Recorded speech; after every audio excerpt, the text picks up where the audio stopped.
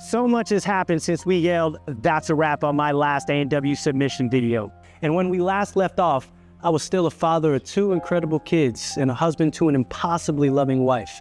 And I was getting ready for my trip to St. Louis for season 12 when COVID hit the nation. I knew that this would have long-reaching consequences. As all of this was happening in life, my father-in-law, who we loved dearly and was to be featured in my wife's story of ANW season 10, died of complications with cancer and several other illnesses in July of 2020. If you remember, I was a hip-hop artist, and a key piece of that was my rhyme partner in crime, Keenan Hercules, Kino Sabi. And we were working on a new album at the time, about to get back on stage when I got the news that he passed away. But for us in particular, it was just head down. Let's get through this.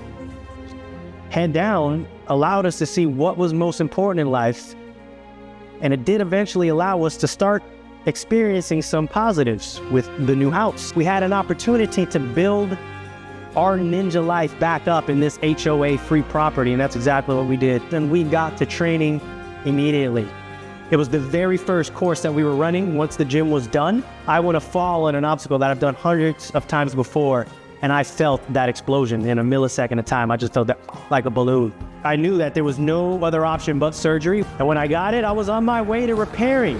And no more than 2.5 weeks later, I was outside with my daughter, and I was showing her how to do some basic footwork, and I went falling flat, and it popped off again. And to tell you the truth, it was devastating and still is, but somehow, some way, that happened in October of 22.